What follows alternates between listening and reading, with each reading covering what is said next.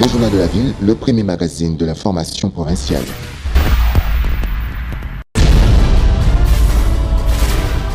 Tout de suite, le journal.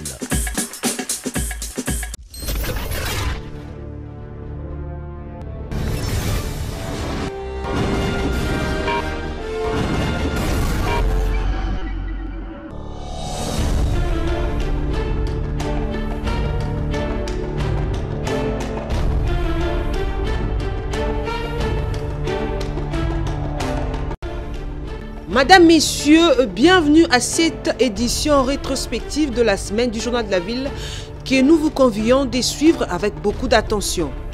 Le Journal de la Ville, le premier magazine de la formation provinciale.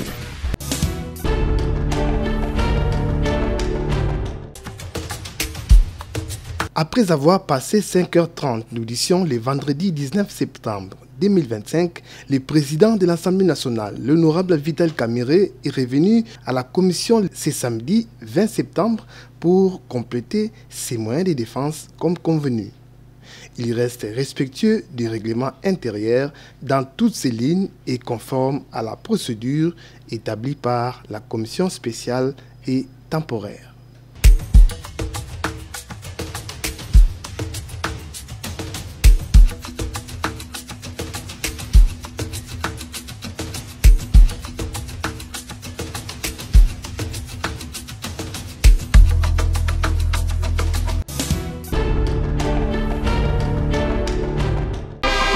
L'Assemblée nationale a ouvert le lundi 15 septembre 2025 sa session ordinaire de septembre dans un contexte marqué par de lourds défis budgétaires et institutionnels. Dans son allocution d'ouverture, le président de la Chambre basse du Parlement, le professeur Vital Kamerhe, a planté le décor d'une session essentiellement consacrée à l'examen du projet de loi de finances exercice 2026, remis plus tôt dans la journée par la première ministre Judith Suminwa-Tuluka, avec un suivi particulier des réformes fiscales, de la gestion de la dette et de partenariats publics-privés. Plusieurs lois d'intérêt national, dont celles sur le travail, le code pénal et la lutte contre le tribalisme et le racisme, retiendront également l'attention des députés. Tandis que les commissions devront présenter leur rapport de mission et la conférence de présidents va harmoniser le calendrier de travaux.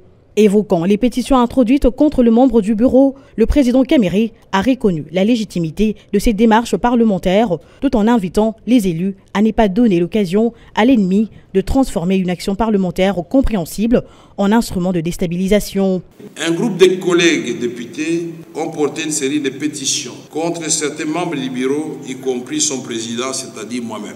Pour cette raison, et suivant les orientations sanitaires reçues de son Excellence Monsieur le Président de la République, chef de l'État, dans son rôle constitution des garants du bon fonctionnement des institutions, le bureau de l'Assemblée nationale a entrepris des consultations au sein des conférences des présidents, des différents caucus, ainsi que des structures spécialisées comme les réseaux de jeunes parlementaires pour garantir une rentrée parlementaire apaisée, placée sous les signes de la transparence. Ces échanges très fructueux ont permis d'élever de nombreux équivoques et de constater les avancées notables enregistrées dans la prise en charge des préoccupations soulevées par les élus. Je voudrais ici saluer l'attitude républicaine des honorables députés nationaux, y compris certains parmi les pétitionnaires qui ont manifesté une réelle volonté de préserver la stabilité de nos institutions, de renforcer la cohésion au sein de l'Assemblée nationale et de resserrer les rangs derrière le commandant suprême de nos forces armées. Je vous invite donc à la plus grande vigilance pour ne pas donner l'occasion à l'ennemi de transformer l'action parlementaire compréhensible en un instrument politique au service de son plan de déstabilisation et de division de notre nation. Fidèle à son image de pacificateur, le président Kamerhe a présenté ses regrets le plus sincères à ceux qui auraient pu se sentir froissés par son attitude. Vous vous rappellerez que le conflit avec le Rwanda m'a déjà coûté à son temps, ici même, le perchoir de l'Assemblée nationale. Mais ma fidélité à la patrie demeure intacte. Et aujourd'hui, elle est plus que renforcée par l'engagement que j'ai pris de servir la nation aux côtés du président de la République, son Excellence Félix Antoine Tshisekedi Tshilombo. Sur une carrière qui dure depuis plusieurs décennies maintenant, Les tumultes de la vie politique ne m'ont laissé que trop peu de répit. Mais j'ai béni le ciel parce que les tempêtes et les naufrages m'ont enseigné les vertus de l'amour fraternel, de l'unité et surtout du pardon. Ne suis-je pas celui que vous appelez affectueusement les pacificateurs? Aujourd'hui encore, je serai pacificateur jusqu'au bout. C'est pourquoi je voudrais vous dire, honorables députés, distingués collègues, que s'il y en a parmi vous qui se sont sentis froissés, heurtés ou dérangés de quelque manière que ce soit par ma conduite, par mes propos, qu'ils daignent bien accepter l'expression de mes regrets le plus sincère et j'implore leur pardon. Conformément aux prescriptions de la Constitution, la première ministre Judith Suminwa Tuluka a remis ce lundi 15 septembre 2025 au président de l'Assemblée nationale Vital Kamerhe le projet de loi des finances pour l'exercice 2026. La cérémonie s'est déroulée en présence des membres du bureau de la Chambre basse du Parlement, marquant l'ouverture officielle du cycle budgétaire national.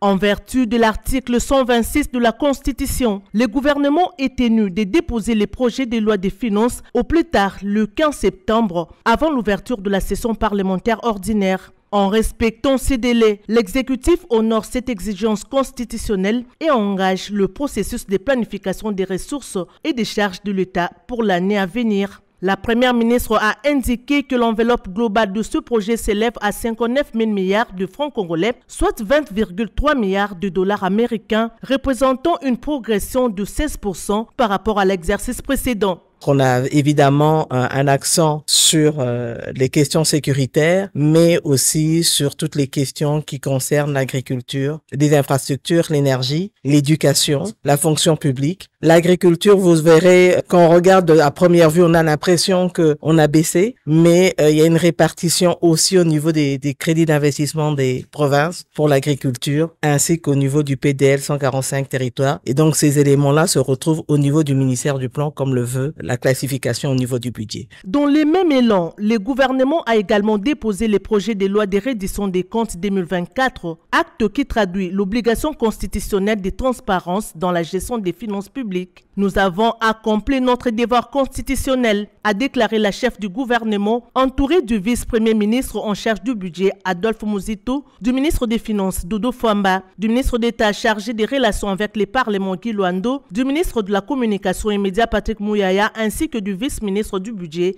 Élisée Bokoumwana. Le président de l'Assemblée nationale Vital Kamerhe a salué la remise de ces documents fondamentaux qui constituera l'axe majeur des travaux de la session en cours. Ce geste que vous venez de poser, ce geste républicain qui va nous amener tout de suite dans le travail. Nous avons promis aux députés, après les consultations de tous les caucus, que nous aurons une conférence élargie à votre équipe ici qui traite des questions de budget et de finances. Parce que nous avons, depuis notre investiture, enregistré plusieurs rapports parlementaires, une mine d'or, qui vous permet de savoir ce qui se passe réellement dans nos circonscriptions électorales, dans nos bases respectives, avec précision et pour y apporter des réponses. Puisque les députés commencent à avoir l'impression, ils vont en vacances, ils reviennent, ils nous donnent des rapports, ils font des recommandations. Il n'y a pas de suivi. Maintenant qu'il y a un ministre chargé des relations avec le Parlement, dès que nous aurons fini cette réunion, je crois que, comme le président l'avait dit à l'issue de la réunion interinstitutionnelle, et ces résolutions-là, et les différentes réformes que nous allons faire parvenir, nous allons multiplier la collaboration pour que cela puisse aboutir rapidement. Il appartiendra désormais à l'Assemblée nationale d'examiner le texte. La Commission économique et financière sera la première instance saisie pour analyser, amender et préparer le rapport devant être soumis à la plénière. Les députés disposent d'un délai d'environ 40 jours pour se prononcer avant la transmission au Sénat, conformément à la procédure bicamérale.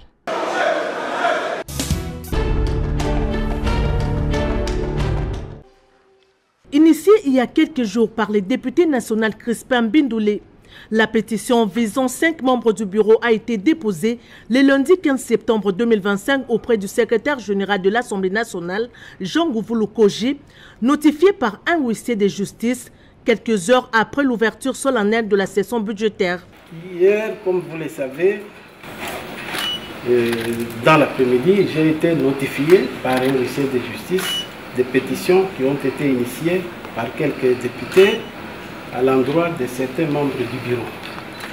Et je les ai réceptionnés et à mon tour, je me suis fait le devoir aujourd'hui de remettre à chaque membre du bureau sa pétition. Le mardi 16 septembre, le président de l'Assemblée nationale, Vital Kamerhe, accompagné des membres du bureau, a reçu des mains du secrétaire général la copie de cette pétition. Cet acte illustre son attachement au respect des principes prescrits par les règlements intérieurs, décontractés et sereins.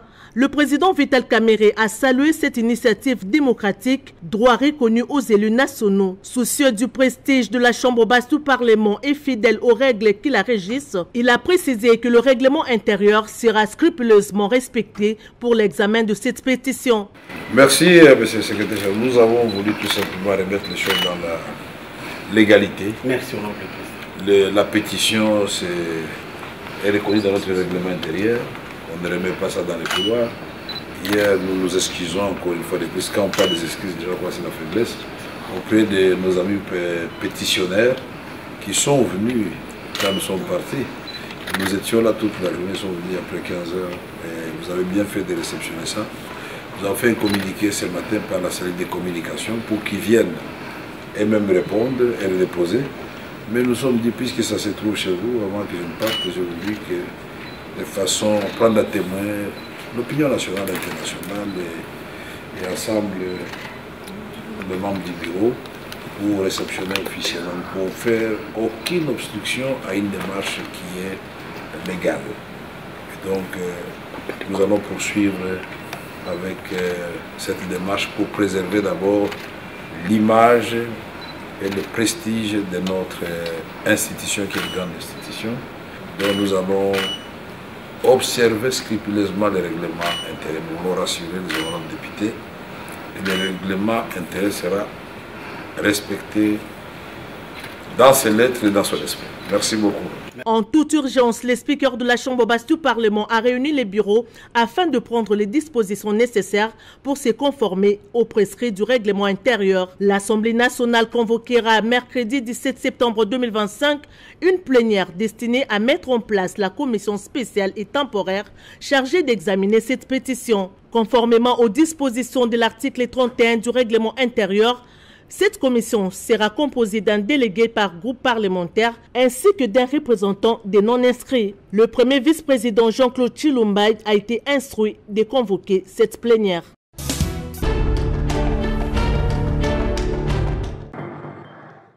La lutte contre la corruption, l'amélioration des conditions carcérales, la création d'un parquet financier et la révisitation de la liste des avocats de la République figurent parmi les grandes priorités du nouveau ministre d'État, ministre de la Justice, Guillaume Ngefa. Ces points ont été présentés lors d'un briefing presse tenu le mercredi 17 septembre 2025 par le ministre de la Communication et Médias, Patrick Mouyaka Temboué. Le patron de la justice congolaise a également répondu à une question d'un journaliste sur les dossiers Jacques Ndala. Tout ce que je peux vous dire, qu'il a été pris en charge. S'agissant de sa situation, puisque le compatriote Ndala a sa réclamation, ses revendications, c'est d'être libéré. Et ici, nous sommes en matière pénale. Il a été condamné. Et il demande une libération conditionnelle. Et pour être libéré conditionnellement, il faut remplir les critères. Au moins avoir passé 2/3 de votre peine. Ce qui n'était pas le cas pour monsieur Ndala. Il a été condamné à, je crois, 33 mois. Et donc, les critères, puisque vous savez que pour la libération conditionnelle, c'est la responsabilité du ministre de la Justice. Donc, c'est fait par le parquet, etc. Mais on doit aussi s'assurer que les personnes à libérer sont celles qui doivent être libérées et qui remplissent les critères. Abordant la question sur les décisions que prennent les M23 AFC dans les zones sous occupation, le porte-parole du gouvernement insiste que cette décision est nulle et sans effet. C'est un groupe qui est appelé à disparaître. Et vous ne pouvez pas, et c'est ce que nous observons, et c'est pour ça qu'au niveau du gouvernement, la ligne, elle est claire là-dessus. Ils ne peuvent pas se permettre de fixer des taux de paiement de Minerval. On a eu le briefing avec la ministre d'État, ministre de l'Éducation. Ils ne peuvent pas penser qu'ils peuvent recruter des magistrats. Comment ils les feront? Sur quelle base? Comment ils rendront justice? Comment seront-ils payés? Mais tout ce que vous voyez en réalité, ce sont des gesticulations qui dévoilent les vraies intentions du Rwanda et de sa brigade avancée. L'idée, c'est en fait de vouloir créer un état de fait et mettre tout le monde devant un fait accompli. Non pas seulement qui briment nos populations, non seulement qui briment les populations, mais ils veulent eux-mêmes se faire justice alors que c'est eux le bourreau. Et ce qui est évident, c'est que comme le ministre d'État, le ministre de la Justice l'a dit, le gouvernement prendra toutes les actions qu'il faut prendre pour qu'aucun des actes qui posent ne produisent des effets et que tous les actes qui s'hasardent à poser actuellement puissent être annulés les moments venus.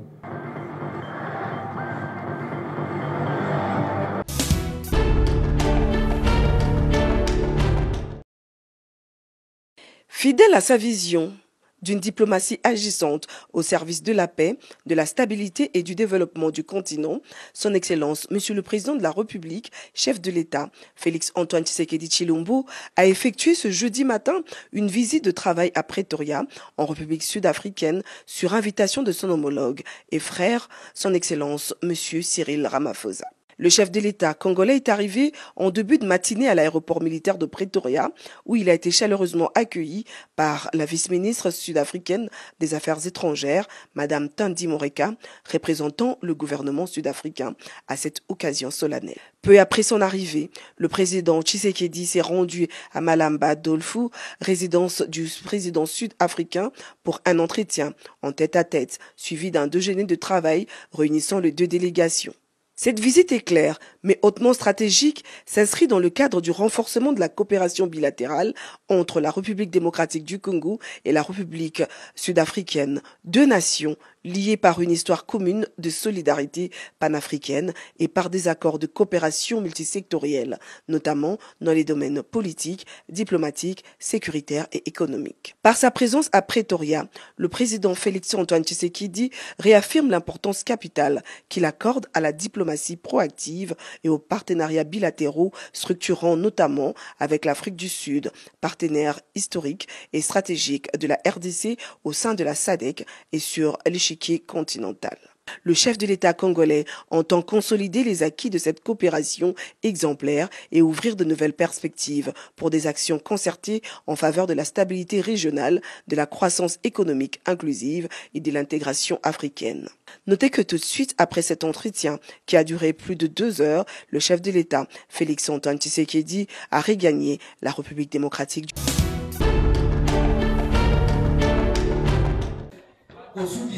Célébration ce dimanche 21 septembre 2025 de la Journée mondiale de la paix à Kinshasa, capitale de la République démocratique du Congo. Cette journée n'est pas passée inaperçue.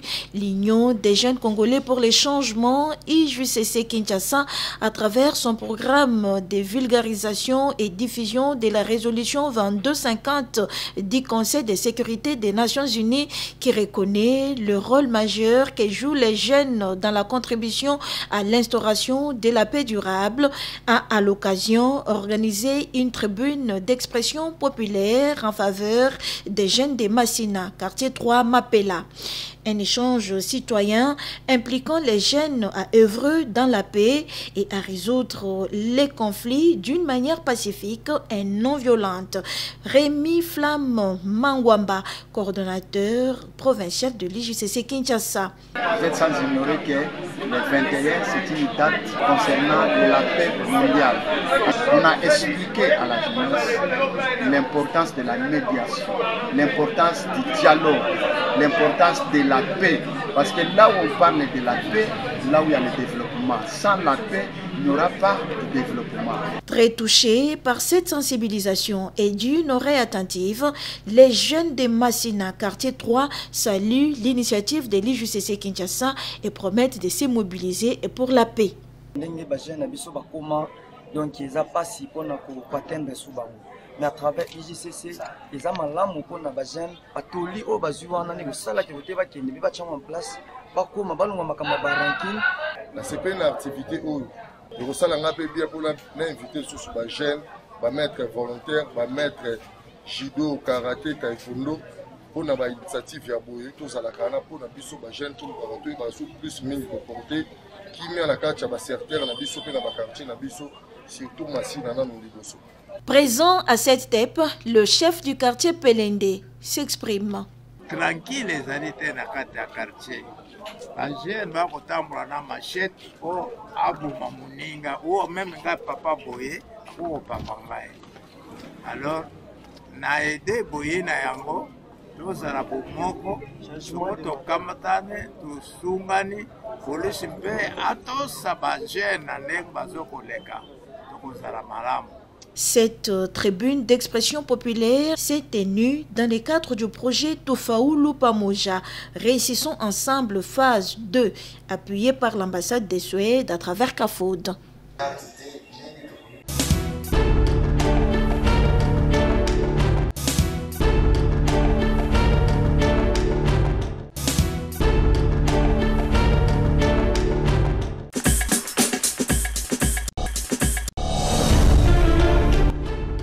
C'est par ici que s'achève cette édition rétrospective de la semaine.